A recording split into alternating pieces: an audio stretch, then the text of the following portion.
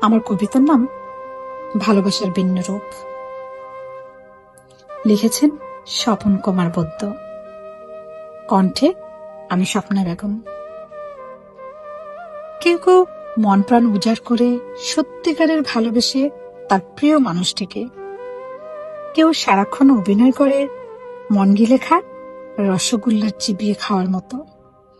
কেউ ভালোবাসে লোকের বশবর্তী হয়ে অঢেল ধন সম্পত্তি অংশীদারিত্ব লাভের আশায়।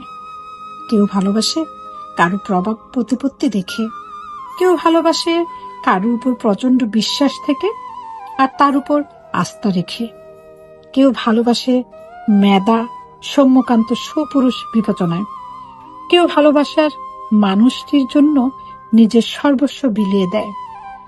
কেউ ভালোবাসার ছলনা করে অন্যের সর্বস্ব কেড়ে নিয়ে তাকে পথের ভিখারি বানায়।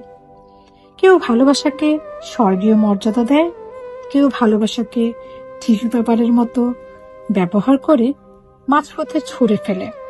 কেউ ভালোবাসাকে ক্ষণিকের বিনোদন সামগ্রী হিসেবে বেছে নেয়। কেউ ভালোবাসে তার জীবনের প্রকৃত সঙ্গী বেছে নেওয়ার তাগিদে। কেউ ভালোবাসে প্রেমের প্রস্তাব নাখোঁজ করে দিতে না পারার দায়ভার গ্রহণ করে। কেউ বা ভালোবাসে চোখের নেশায় মোহগ্রস্ত হয়ে।